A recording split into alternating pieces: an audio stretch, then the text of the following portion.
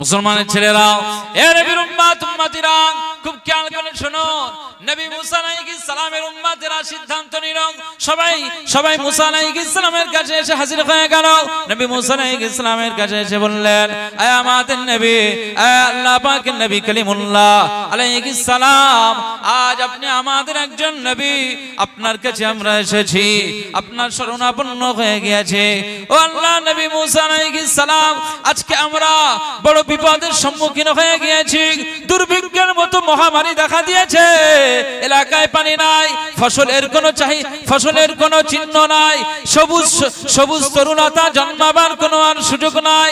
মাঠ ফেটে চৌচির হয়ে যায়, মাঠ শুকিয়ে যায়, পানির কোনো চিহ্ন দেখা যায় না, বৃষ্টিপাত হয় না, বৃষ্টি নাজিল হয় না।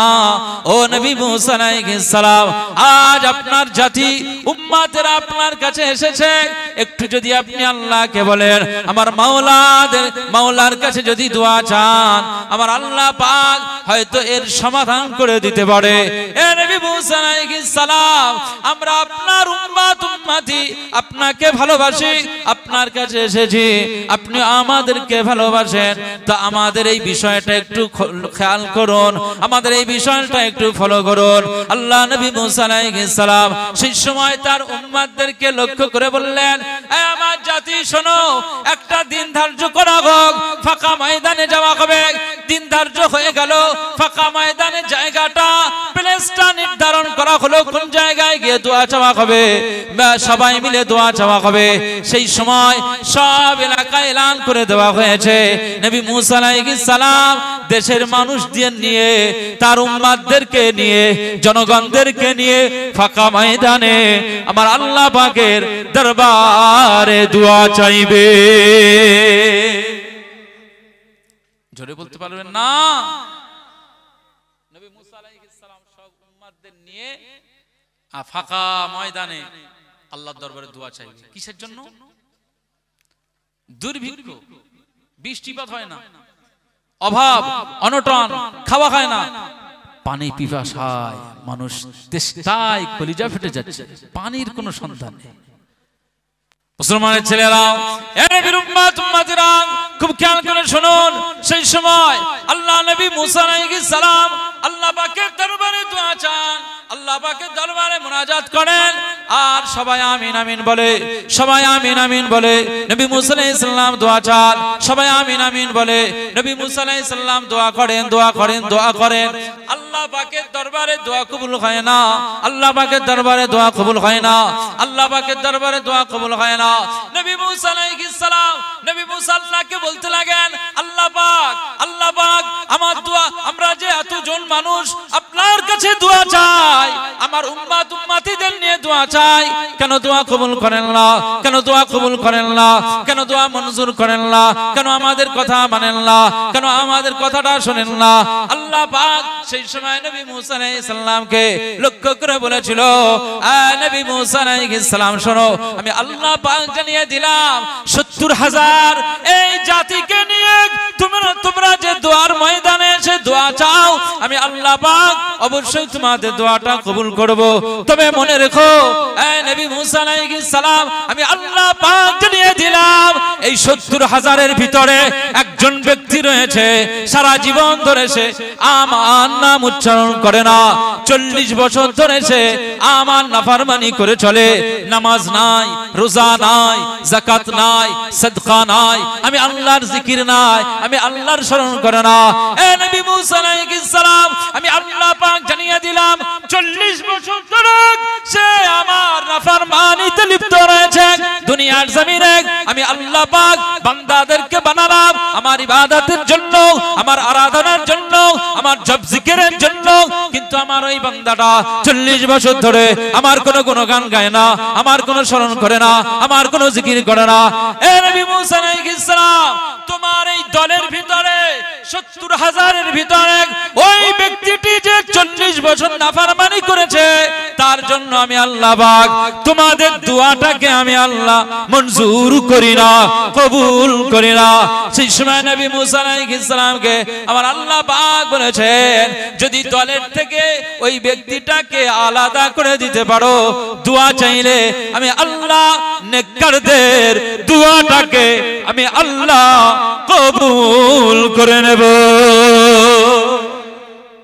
নবী মুসা আলাইহিস সালামের তার উম্মতদের মধ্যে 70,000 উম্মতেরা সেখানে হাজির। একজন ব্যক্তি নাফরমানি করেছে 40 বছর, আল্লাহর নাম উচ্চারণ করত না।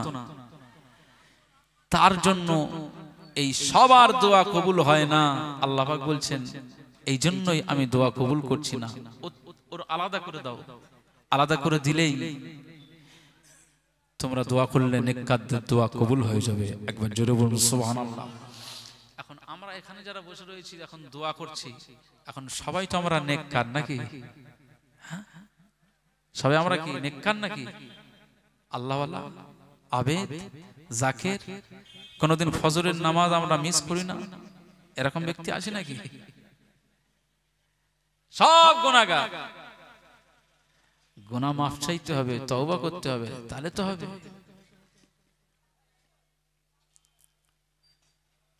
এমন তওবা করতে হবে, হ্যাঁ এই মাহফিলের দোয়া কবুল হবেই হবে যদি আমরা তওবার মতো তওবা করতে পারি। একবার জোরে বলুন সুবহানাল্লাহ। মুসলমানের ছেলেরা, এ নবীর উম্মত উম্মতিরা, খুব খেয়াল করে শুনুন। ওই সময় নবী মুসা আলাইহিস সালাম আল্লাহর পক্ষ থেকে যখন এই সংবাদটা শুনলেন যে আমার এই 70,000 উম্মতদের ভিতরে এক ব্যক্তি যে নাফরমানি করেছে 40 বছর ধরে, আমার আল্লাহ পাকের কোনো জপ জিকির করে না, আল্লাহর স্মরণ করে না, আল্লাহ আল্লাহ বলে না, আল্লাহর বিধান মানে না, আল্লাহর হুকুম মান্যতা দেয় না, এই ব্যক্তিটা নাফরমানি করে চলেছে, তার কারণে আমাদের দোয়া কবুল হয় না। নবী মুসা আলাইহিস সালাম এই অবস্থায় ওই ব্যক্তিটাকে লক্ষ্য করে সব উম্মতদেরকে লক্ষ্য করে এলান করলেন, আমি নবী মুসা আলাইহিস সালাম, তোমরা আমার জাতি, আমার উম্মত, আমি ঘোষণা করতেছি, আজ এই 70,000 মানুষদের নিয়ে আমি দোয়া চাই, আল্লাহর দরবারে দোয়া কবুল হয় না। আমার আল্লাহ আকাশ থেকে বৃষ্টিপাত করেন না, বৃষ্টি নাজিল করেন না। এর একটি কারণ হচ্ছে আমার এই দলের ভিতরে, আমার এই মজলিসের মধ্যে একজন নাফরমানি ব্যক্তি রয়েছে যে 40 বছর ধরে আমার আল্লাহর কোনো বিধান মান্যতা দেয় না। এ নবীর উম্মত উম্মতিরা, নবী মুসা আলাইহিস সালাম বলেন, কে আছো এমন নাফরমানি বান্দা, তুমি এখান থেকে বেরিয়ে যাও, এই মজলিস ছেড়ে চলে যাও, তোমার কারণে আজ এতগুলো উম্মতেরা কষ্ট পায়। আকাশ থেকে বৃষ্টি নাজিল হয় না, আকাশ থেকে বৃষ্টি নাজিল হয় না, আকাশ থেকে পানি বর্ষণ হয় না, আমার আল্লাহ পাকের দরবারে দোয়া কবুল হয় না। এই মজলিস থেকে বেরিয়ে যাও, 70,000-এর ভিতর থেকে কে আছো বেরিয়ে যাও। আমার আল্লাহ পাক তার উপরে নারাজ হয়ে গিয়েছে, এই নারাজ হওয়ার কারণে আমার আল্লাহর রহমত নাজিল হয় না। এ নবীর উম্মত উম্মতিরা, সেই সময় সবাই চিন্তায় পড়ে গেলেন, নিশ্চয় আমরা কে গুনাহগার, কেউ বার হতে চায় না, কেউ বার হতে চায় না, কেউ বার হতে চায় না। একজন ব্যক্তি যিনি 40 বছর ধরে আল্লাহর ইবাদত করে না, ওই ব্যক্তিটি বুঝে গিয়েছেন, আমাকে হয়তো বলছেন। উনি ওই মজলিসের ভিতর থেকেই চিন্তা করলেন, কেউ যখন বার হয় না, তাহলে নিশ্চয় আমাকেই বার হতে হবে। যে আসামি সে তো জানে যে আমি কি করে রেখেছি, জানে না?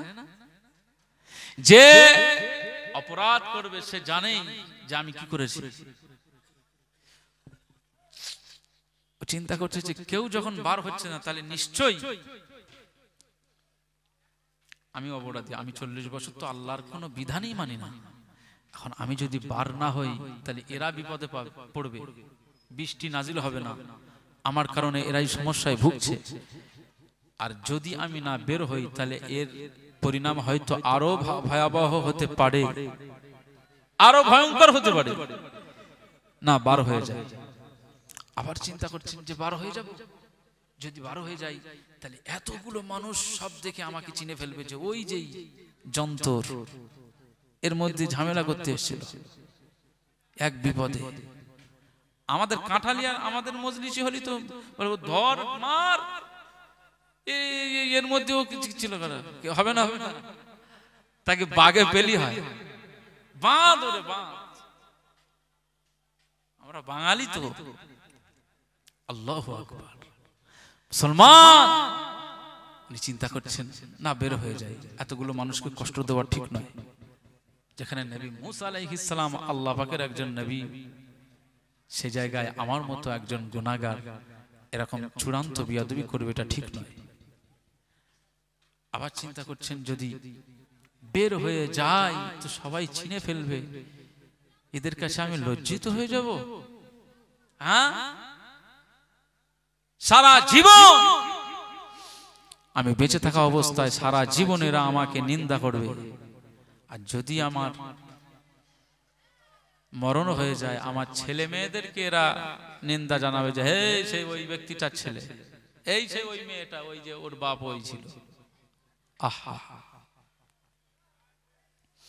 মুসলমানের ছেলেরা, এই উম্মাত উম্মতিরা খুব খেয়াল করে শুনুন, আমার আল্লাহ পাক তওবার দরওয়াজা খুলে রেখেছেন। হাবিবুল্লাহ কামলিওয়ালা রাসূল পাক জানিয়ে দিয়েছেন সূর্যটা পশ্চিম গগন থেকে উদয় হওয়ার আগ পর্যন্ত তওবার দরওয়াজা খোলা রয়েছে, তওবা করে নাও, গুনাহ মাফ চেয়ে নাও। আমার আল্লাহ রহমানুর রহিম, তিনি এত দয়ালু, তুমি তওবা করলে আমার আল্লাহ কবুল করে নেবে।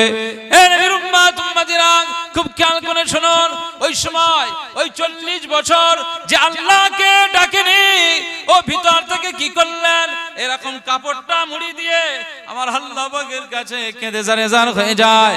আল্লাহ পাক, আজ আমি 40 বছর আপনার নাফরমানি করেছি, অবশ্যই আমি অন্যায় করেছি, এখন এই 70,000-এর ভিতর আমি পড়ে গেলাম, আমি যদি বের হয়ে যাই তাহলে এদের কাছে লজ্জিত হয়ে যাব।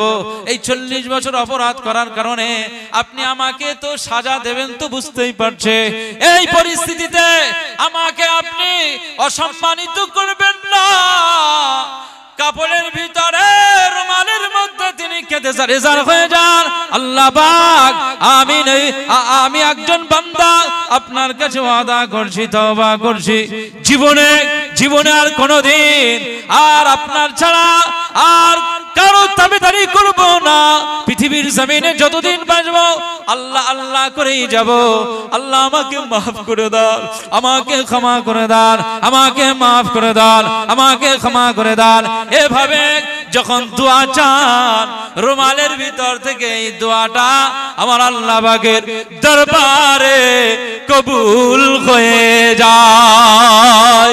মুসলমানের ছেলেরা, এ নবীর উম্মত উম্মতিরা খুব খেয়াল করে শুনুন, আমার আল্লাহ পাকের দরবারে যখন ওই ব্যক্তিটার দোয়া কবুল হয়ে যায়, আকাশ থেকে পানি নেমে আসে, আকাশ থেকে পানি বর্ষণ হয়ে যায়, আকাশ থেকে বৃষ্টি নাজিল হয়ে যায়। এই সময় নবী মুসা আলাইহিস সালাম আমার আল্লাহ পাকের দরবারে ফরিয়াদ করেন, আল্লাহ পাক, এখন আপনি বৃষ্টি নাজিল করছেন, অথচ যে শর্তটা দিয়েছিলেন এই শর্তটা তো পূরণ হয়নি, আমার এই 70,000-এর ভিতর থেকে তো কেউ বার হয়নি, কিন্তু বৃষ্টিটা কিভাবে নাজিল করতেছেন? এই সময় আল্লাহ পাক বলেছিল, হে নবী মুসা আলাইহিস সালাম, আমি আল্লাহ পাক জানিয়ে দিলাম আজকে এই বৃষ্টিটা নাজিল করছি, যার জন্য বন্ধ ছিল আজকে তার জন্যই আমি আল্লাহ আকাশ থেকে বৃষ্টিটা নাজিল করে দিলাম। জোরে বলতে পারলেন না? মুসলমানের ছেলেরা, এ নবীর উম্মত উম্মতিরা খুব খেয়াল করে শুনুন, আমার আল্লাহ পাক কোরআনের ইউনিভার্সিটি করে দিয়েছিল গারে ঘেরার ভিতরে দিন ও দুনিয়ার বাদশা হাবিবুল্লাহকে আকা মাওলা রাসূল পাক সাল্লাল্লাহু আলাইহি ওয়াসাল্লাম গারে ঘেরার ইউনিভার্সিটি ইবাদত করতেন, আমার আল্লাহ পাকের জপ জিকির করতেন, আমার আল্লাহ পাকের ইবাদত বندگিতে মশগুল ছিলেন।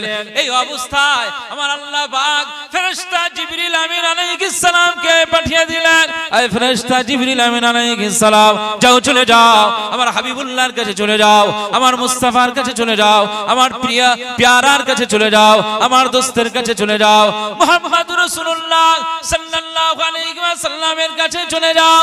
আমি আল্লাহ পাক জানিয়ে দিলাম কোরআন নাজিল করো, কোরআনের আয়াত নিয়ে চলে যাও। ফেরেশতা জিবরিল আমিন আলাইহিস সালাম গারে ঘেরার ওই ইউনিভার্সিটিতে কামলিওয়ালার কাছে এসে বললেন, ইয়া রাসূলুল্লাহ ইয়া হাবিবাল্লাহ, আজ আমি জিবরিল আমিন আলাইহিস সালাম আপনার কাছে এসেছি। আমার আল্লাহ পাক কোরআনের আয়াত নাযিল করলেন, ইকরা বিসমি রাব্বিকাল্লাযী খালাক। আপনি পড়ুন, ইকরা বিসমি রাব্বিকাল্লাযী খালাক, যিনি আপনার তামাম কায়নাত সৃষ্টি করেছেন, সমস্ত মাখলুক সৃষ্টি করলেন, তার নামে পড়ুন ইকরা। না না না না, কামলিওয়ালা সেদিনে কি বলেছিলেন, মা আনা বিকারিইন। ভাই জিবরাইল আলাইহিস সালাম, আমি রাসূলুল্লাহ সাল্লাল্লাহু আলাইহি ওয়াসাল্লাম, আমি যে কোরআন পড়ব, মা আনা বিকারিইন, আমি পাঠক নই, আমি পাঠক নই। আবার জিবরিল আমিন আলাইহিস সালাম বললেন পড়ুন, রাসূলুল্লাহ বললেন আমি পাঠক নই, কারণ ইতিপূর্বে আমি পড়ি নাই, আমি পাঠক নই, বিকারিইন। জিবরিল আমিন আলাইহিস সালাম রাসূলুল্লাহকে জাপটে ধরলেন, এই বক্ষ তার সিনাটাকে রাসূলুল্লাহর সিনার সাথে মিলিয়ে দিলেন। একবার জোরে বলুন সুবহানাল্লাহ। একবার নয়, দুইবার নয়, তিনবার এভাবে সিনার সাথে সিনা টাচ করে এবারে বলছেন ইকরা। রাসূল পাক সাল্লাল্লাহু আলাইহি ওয়াসাল্লাম এই টাচে আল্লাহ কি ফায়দা দিয়েছেন, রাসূলুল্লাহ সাল্লাল্লাহু আলাইহি ওয়াসাল্লাম একটা নাই, ইকরা বিসমি রাব্বিকাল্লাযী খালাক, খালাকাল ইনসানা মিন আলাক, ইকরা ওয়া রাব্বুকাল আকরাম আল্লাযী আল্লামা বিল কলম, আল্লামাল ইনসানা মা লাম ইয়ালাম। বলুন আল্লাহু আকবার, জোরে বলবেন না আল্লাহু আকবার। একটা না, 5টি আয়াত রাসূলুল্লাহ পড়ে ফেলেছিলেন। এই শুরু হচ্ছে কোরআন নাজিল হওয়া, সেই কোরআন যে কোরআন গারে হেরার ইউনিভার্সিটিতে আমার আল্লাহ নাজিল করেছেন, সেই কোরআনটা সারা বিশ্বের জন্য আমার আল্লাহ কোরআনটাকে গাইড বুক করে দিয়েছে, হুদাল লিন্নাস, মানুষের জন্য এটা গাইড বুক, কোরআন পথ দেখাবে। সুতরাং এই কোরআন আমাদেরকে শুনতে হবে মুসলমান। তো চলুন, আমি যে জন্য এই জায়গাটা এসেছি, আমি পূর্বের আলোচনায় আসি যে কোরআন আমাদেরকে শুনতে হবে। তাহলে আমি যে আয়াতে কারিমা বলছিলাম যে আল্লাহ তাআলা প্রথমে অর্ডার করলেন, আদেশ করলেন যে তোমরা ইসলামের ঘরে পরিপূর্ণতার সাথে প্রবেশ করো। এরপরে দ্বিতীয় আল্লাহ পাক বললেন, নিষেধ করলেন যে লা তাত্তাবিউ খুতুওয়াতিশ শাইতান, শয়তানের পদাঙ্ক অনুসরণ করবে না। মুসলমান ছেলেরা, এ নবীর উম্মত উম্মতিরা, খুব খেয়াল করে শুনুন। আজ আমরা দুনিয়ার জমিনে যেটা আল্লাহ আদেশ করেছেন সেটা আমরা মানতে চাই না, আর যেটা নিষেধ করেছেন সেটা আমরা বর্জন করি না। এটাই আমাদের সবচেয়ে চূড়ান্ত দোষ। আমার আল্লাহ পাক বললেন লা তাত্তাবিউ খুতুওয়াতিশ শাইতান, শয়তানের পদাঙ্ক অনুসরণ করবে না, শয়তানের ফলো করবে না, শয়তানের পায়রুবি করবে না, শয়তানের তাবেদারি করবে না। আল্লাহ পাকের এই আদেশটা আমরা মানতে চাই না, নিষেধটাকে বর্জন করি না, শয়তানকে ফলো করি, শয়তানের তাবেদারি করি, শয়তানকে আমরা পৃথিবীর জমিনে তার সব কাজগুলো আমরা মেনে চলি। এর উম্মত উম্মতিরা, যদি তাই না হতো তাহলে আমাদের ঘরে আজ এই মোবাইলের ভিতরের বাদ্যযন্ত্রগুলো বাজতো না, পাবজি ফ্রি ফায়ারের মতো আওয়াজ আমরা শুনতে পেতাম না। এ নবীর উম্মত উম্মতিরা, আজ এই 1 জানুয়ারির মতো খ্রিস্টানদের আবিষ্কার করা কালচার আমরা মেনে চলতাম না, ইহুদিদের আবিষ্কার করা 31st নাইট পালন করতাম না। রাস্তা দিয়ে যে সমস্ত গাড়িতে জেবিএল বক্স লাগিয়ে ছেলেগুলো যে উদ্দাম নাচ নাচে, এই নাচনিটা আমরা করতাম না। এ নবীর উম্মত উম্মতিরা, পিকনিকের নাম করে মদের গ্লাসে চুমুক লাগাতাম না। যদি শয়তানের পদাঙ্ক অনুসরণ না করতাম তাহলে গার্লফ্রেন্ড তৈরি করতাম না, গার্লফ্রেন্ডের নিয়ে আমরা পার্কে যেতাম না, পার্কে নিয়ে গিয়ে আমরা জেনার জায়গায় পৌঁছাতাম না। এ নবীর উম্মত উম্মতিরা, খুব খেয়াল করে শুনুন। আজ আমি আব্দুল মুনায়েম আপনার আপনাদেরকে এই কথাটা স্মরণ করিয়ে দেই। আমার আল্লাহ পাক বলেছেন, যদি তোমরা শয়তানকে অনুসরণ করো, শয়তান তোমাদের প্রকাশ্য শত্রু। যদি তোমরা শয়তানের তাবেদারি করো, আমি আল্লাহ পাক জানিয়ে দিলাম, শয়তান কোশ্চিন কালের জন্য জান্নাতের চৌকাঠ পার হবে না। শয়তান কোশ্চিন কালের জন্য জান্নাতের সুগন্ধ পাবে না। শয়তান কোশ্চিন কালের জন্য জান্নাতের নিয়ামত পাবে না। শয়তান কোশ্চিন কালের জন্য জান্নাতের নাজ পাবে না। শয়তান কোশ্চিন কালের জন্য জান্নাতের ভিতরে দৃশ্য দেখতে পাবে না। শয়তান কোশ্চিন কালের জন্য জান্নাতি সার্টিফিকেট পাবে না। আমি আল্লাহ পাক জানিয়ে দিলাম, শয়তান জাহান্নামী হয়ে যাবে। শয়তান জাহান্নামী হয়ে যাবে। শয়তান জাহান্নামের আগুনে সরখার হয়ে যাবে। যদি তোমরা শয়তানের তাবেদারি করো, শয়তানের অনুসরণ করো, শয়তানকে ফলো করে চলো, আমি আল্লাহ পাক জানিয়ে দিলাম, পৃথিবীর জমিনে শয়তানের যেমন স্বাধীনতা দেওয়া রয়েছে, ঠিক তেমনি ভাবে তোমারও স্বাধীনতা দেওয়া রয়েছে। তুমি বেনামাজি, তুমি গান বাজনা শোনো, তুমি বেরোজাদার, তুমি মদের গ্লাসে চুমুক লাগাও, এ নবীর উম্মত উম্মতিরা, তোমার এই স্বাধীনতা দেওয়া রয়েছে। মৃত্যুর আগ পর্যন্ত তুমি নামাজ না পড়লো আমার কিছু যায় আসে না, আর তুমি নামাজ পড়লো আমার কোনো উপকার হবে না।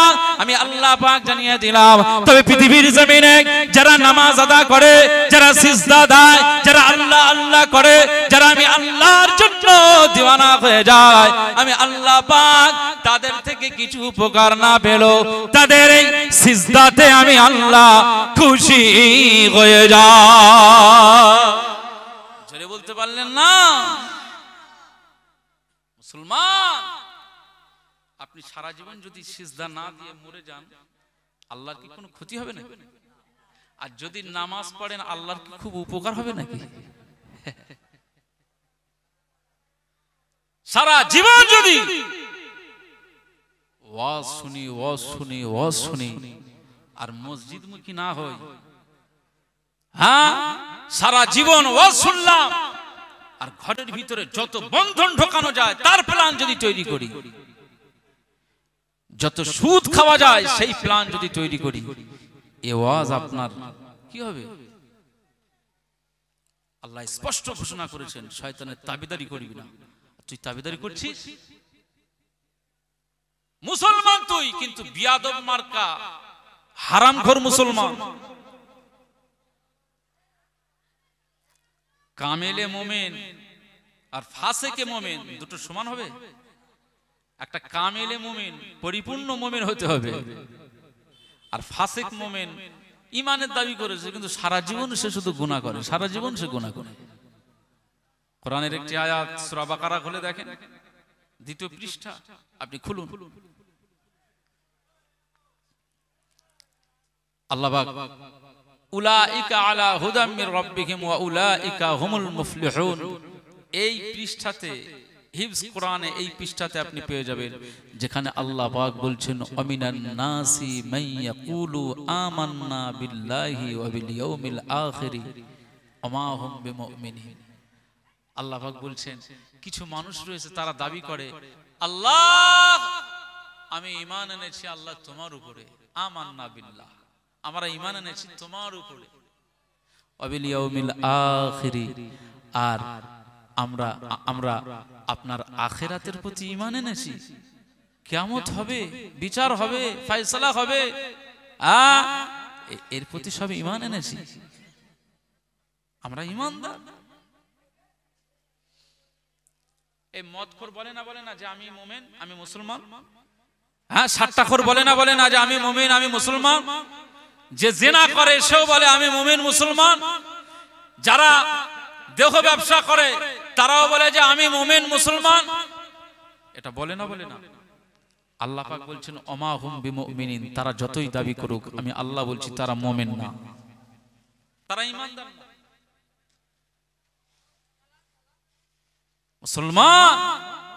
মুসলমান হতে গেলে অনেক সাধনা করতে হবে, অনেক প্রচেষ্টা চালাতে হবে। মুসলমানের এই জায়গাটা দাঁড়িয়ে থাকাটা অনেক কঠিন ব্যাপার, সহজ নয়। মুসলমানের ছেলেরা, এ নবীর উম্মত উম্মতিরা, খুব খেয়াল করে শুনুন, মুসলমানের জায়গায় দাঁড়িয়ে থেকে কাজ করাটা অনেক কঠিন ব্যাপার। যদি কঠিন না হতো আমার আল্লাহ পাকের নবীগণ কষ্ট করতেন না, কষ্ট করতেন না, পরিশ্রম করতেন না। প্রত্যেকটা নবী আমার আল্লাহর জন্য, আল্লাহকে পাওয়ার জন্য আল্লাহ আল্লাহ আল্লাহ করে গিয়েছেন। তারা নবী আদম আলাইহিস সালাম আল্লাহকে পাওয়ার জন্য আল্লাহ আল্লাহ আল্লাহ আল্লাহ করে গিয়েছেন। নবী নূহ আলাইহিস সালাম আল্লাহকে পাওয়ার জন্য আল্লাহ আল্লাহ আল্লাহ করে গিয়েছেন। নবী মূসা আলাইহিস সালাম আল্লাহকে পাওয়ার জন্য আল্লাহ আল্লাহ আল্লাহ করে গিয়েছেন। এ নবীর উম্মত উম্মতিরা, নবী শীশ আলাইহিস সালাম আমার মাওলাই কারীমকে পাওয়ার জন্য আল্লাহ আল্লাহ করে গিয়েছেন। আল্লাহর বিধিবিধানকে মান্যতা দিয়েছেন। প্রত্যেকটি বিধিবিধান কত কষ্টের মধ্যে দিয়ে জীবন যাপন করেছেন। নবী জাকারিয়া আলাইহিস সালামকে দেখো আল্লাহকে পাওয়ার জন্য আল্লাহ আল্লাহ করে গিয়েছেন। নবী জাকারিয়া আলাইহিস সালাম কে আমার আল্লাহ পাক বললেন তুমি ছুটবে না, তুমি ছুটবে না। না না, নবী জাকারিয়া আলাইহিস সালাম মানুষের ভয়ে ছুটে চলে গেলেন। না না না না, নবী জাকারিয়া আলাইহিস সালাম একটি জায়গায় চলে গিয়েছেন শুধু মানুষের হাত থেকে বাঁচার জন্য। তার জাতিরা তার পিছনে ধাওয়া করেছেন, মারবে বলে, মারবে বলে, খুন করে দেবে, তাকে শহীদ করে দেবে, দ্বিখণ্ড করে দেবে, শহীদ রাস্তা নাবুদ করে দেবে, শরীর খানাকে দুনিয়া থেকে বিলুপ্ত করে দেবে। নবী জাকারিয়া আলাইহিস সালাম একটি গাছের কাছে চলে গেলেন। গাছকে লক্ষ্য করে বললেন, এই গাছ আমাকে একটু আশ্রয় দাও। এই গাছকে বলার সাথে সাথে গাছ দুভাগ হয়ে যায়। নবী জাকারিয়া আলাইহিস সালাম ওই গাছের ভিতরে ঢুকে পড়ে যায়। গাছের ভিতরে যখন ঢুকে যায়, গাছের ভিতরে যখন ঢুকে যায়, গাছ আস্তে আস্তে আবার মিলিত হয়ে যায়। নবী জাকারিয়া আলাইহিস সালাম গাছের ভিতরে দাঁড়িয়ে রইলেন, গাছের ভিতরে দাঁড়িয়ে রইলেন।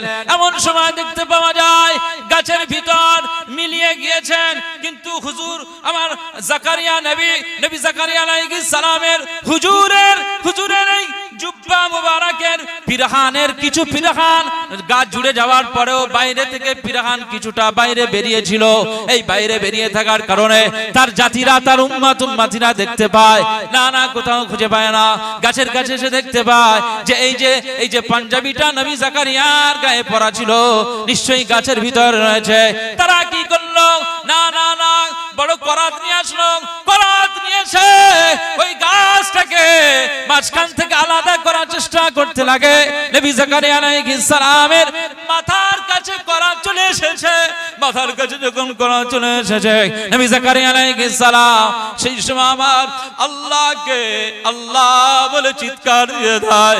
এই সময় আমার আল্লাহ পাক বলেছিল, হে জাকারিয়া আলাইহিস সালাম, আমি আল্লাহ পাক জানিয়ে দিলাম, যদি আমি আল্লাহকে পেতে চাও, যদি আমি আল্লাহর মহব্বত হাসিল করতে চাও, যদি আমি আল্লাহর সন্তুষ্টি অর্জন করতে চাও, গাছের কাছে আশ্রয় চেয়েছিলে, গাছ তোমাকে আশ্রয় দিয়েছে, ওইটা যদি তুমি আমার কাছে চাইতে আমি তোমাকে আশ্রয় দিয়ে দিতাম। এখন এই মুহূর্তের জন্য আমি আল্লাহ পাকের সিদ্ধান্ত, যদি তুমি আমার হতে চাও আমি আল্লাহ পাক জানিয়ে দিলাম, হে জাকারিয়া আলাইহিস সালাম, তোমার মাথার উপর দিয়ে করাত বেরিয়ে আসবে। একবারের জন্য আহ শব্দটা বলতে পারবে না, আহ শব্দটা বলতে পারবে না। যদি এই আহ শব্দটা তুমি উচ্চারণ করো, আমি আল্লাহ পাক নবুয়তের দপ্তর থেকে নামটা বাদ দিয়ে দেব। এ নবীর উম্মত উম্মতিরা, এই অবস্থায় তারা করাত চালিয়ে দেয়। নবী জাকারিয়া আলাইহিস সালামের শরীরের উপর দিয়ে করাত বেরিয়ে আসে।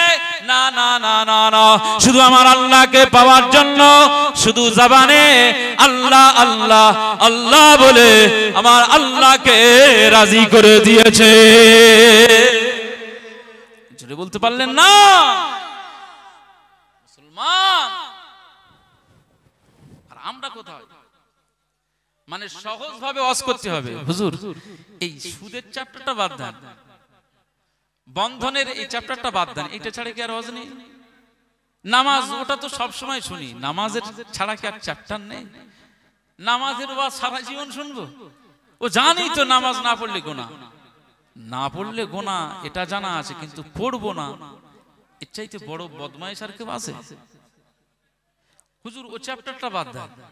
মানে হুজুর এই সব চ্যাপ্টার, তুমি চুরি করবে চুরির বিরুদ্ধে, চোরের বিরুদ্ধে বলা যাবে না, মদ খাবে মদের বিরুদ্ধে বলা যাবে না, তুমি সুদ খাবে, সুদের বিরুদ্ধে বলা যাবে না। তুমি জেনা করবে, গার্লফ্রেন্ড তৈরি করবে, তার বিরুদ্ধে বলা যাবে না। তুমি মা বাপকে খাওয়া দেবে না, তার বিরুদ্ধে বলা যাবে না। মানে সোজাসুজি তোমাকে জান্নাতে ঢুকিয়ে দিতে হবে। জোরে বলুন সুবহানাল্লাহ নাকি?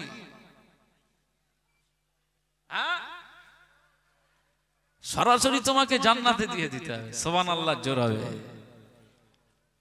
আস্তাগফিরুল্লাহ। এই মাসটা হচ্ছে মাহে রজব, জানেন? আরবি মাসের ৭ম মাস মাহে রজব। এই রজব মাসে রাসূল পাক বলেছেন, সাহাবীরা তোমরা রজব মাস আসলে বেশি বেশি এই দোয়াটা পড়বে, আল্লাহুম্মা বারিক লানা ফি রজবা ওয়া শাবান ওয়া বাল্লিগনা রমাদান। একবার জোরে বলুন সুবহানাল্লাহ। আমার সাথে একটু পড়বেন আপনারা, সবাই পড়বেন। বলেন, আল্লাহুম্মা বারিক লানা ফি রজব ওয়া শাবান ওয়া বাল্লিগনা রমাদান।